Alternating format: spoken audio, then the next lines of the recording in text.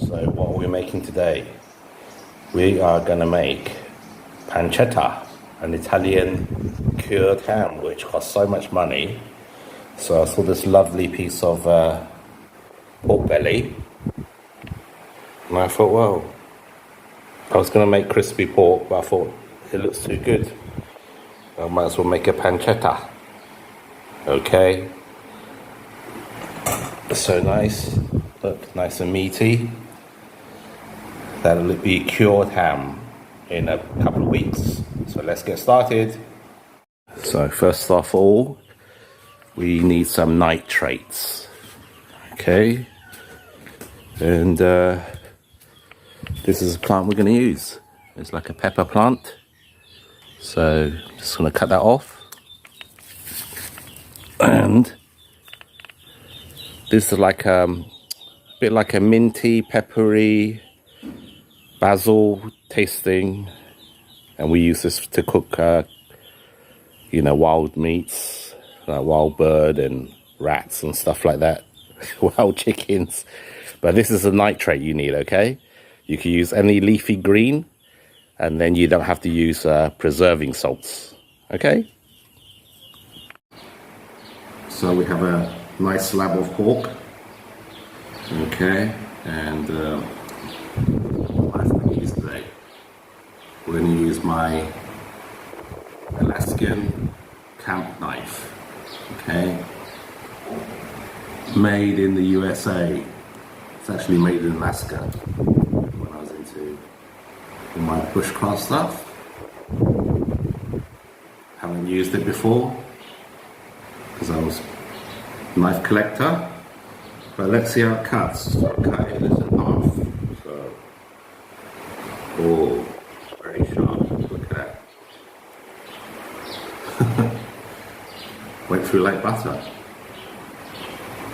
Okay, and what we're going to do, we're going to scrape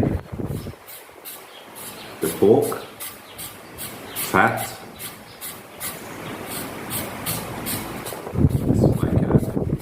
Just gives it a clean, all the hair, you see all that gunk. Very nice. So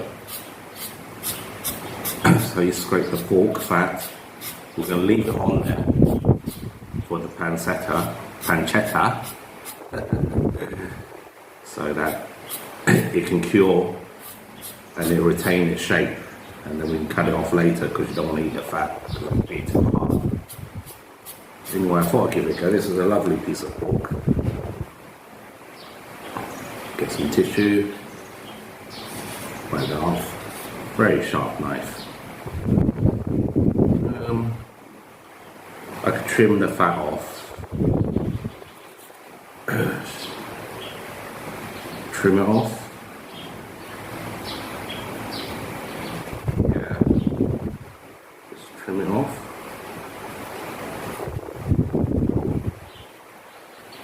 Give that to the dogs.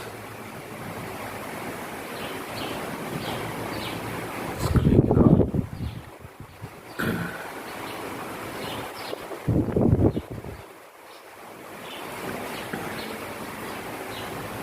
Okay, that's enough.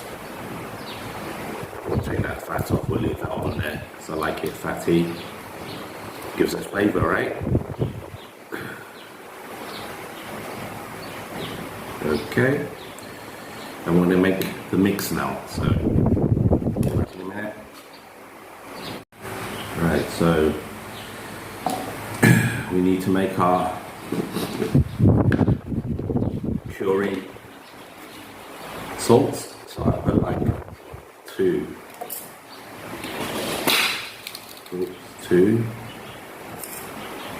There's 40 grams of salt for every kilo of pork. That's the going rate, but I've got just a little bit over a kilo of pork, so I put 3 in there. So I like to balance my curing with like sugar as well. So we'll do 3. 1, 2, 3 of brown sugar. You can use whatever sugar you like, but I prefer brown. It gives it a better taste. Okay, and then get our plant, nitrate. This is natural nitrate, as I said, to cure. It's a bit like pink salt. If you don't want to use pink salt, you can't use preservative, then you just use any leafy plant, maybe like celery, that works well, basil leaves, anything leafy. But this plant gives it a nice peppery taste, quite strong, so I won't put that much in it. But actually the pepper seeds you can see, and it's all growing around the homestead, which is really good. Stick it in the old blender. This is a really good blender. It's like 3-in-1 that my mum bought from Hong Kong. Okay, and set it up.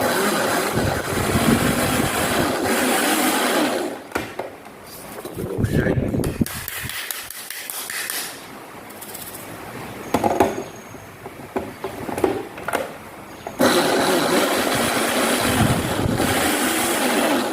If you haven't got a blender, it doesn't matter, yeah, just mix it all in and just crunch it all up. But you see, it gives you a nice, nicer finish spread. Okay, so I've taken my curing salts, sugar, and I put in a little bit of chili. Okay, I'm gonna add some black pepper as well. Black pepper. Give it a mix. And this should cure the whole slab of pork. It's very easy when you cure your meats, you know. There you go, nice piece. So just bung that on.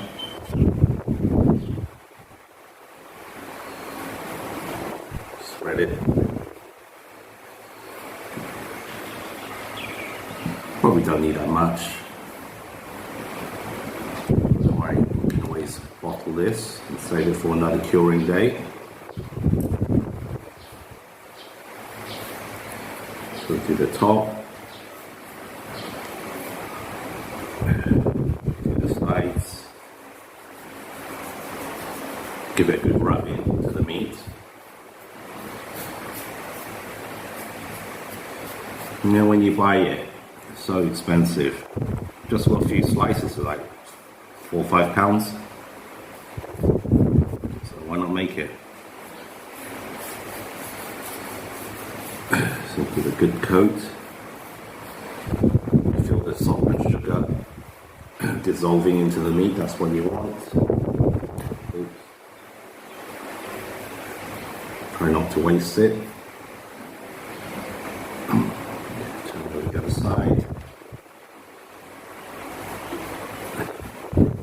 Give it a good rub. I mean, you feel when there's enough, okay? So if it doesn't cure, you could always put a bit more. So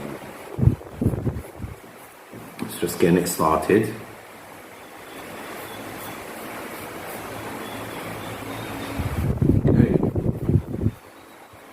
That looks pretty good. Okay. And then got my box here with a tray, because what's going to happen is when this start curing, it's going to lose liquid. So this will catch all the liquid, which is really good. And you put it in your fridge for 7 days. Or however long it takes to cure. But that's one. And I'll do the other one. Okay. As you can see, That's what it looks like, yeah? You don't need to cover the skin, yeah? There's no need, okay? Just cover all the meat and the sides, like you see that I did. And hopefully that will cure in your fridge. And what it will do will extract the moisture out from the meat, okay? And you'll see you get lots of liquid. And if you check it every day in your fridge, you just pour out the liquid, okay, and then flip the pork over, so you get a nice even cure, okay? So that's what you do. So that's going to go in the fridge. But before I go, I thought I'd give you another review of the knife. Okay, Alaskan camping, very sharp it was. It's D2 tool steel, which is very good. It retains its sharpness. Probably skin a bear with this, definitely. I don't know what I was thinking when I bought it, but anyway, it's got really good grip. So if you was out in the field dressing animals, and you get bloody, it won't slip out from your hand. Plus this one also got a little attachment knife, and that's for like skinning around the skull and the head of a bear, maybe, or a moose, I don't know. But it's a very nice little knife to get into all those little tricky bits. But anyway, when you're a prepper like me, sometimes you go mad and spend things on things you don't really need, that you're never going to use anyway. But the first time I used it, actually. But anyway, before I give you a little change and do a knife review at the same time while I'm cooking. It's nice, real leather.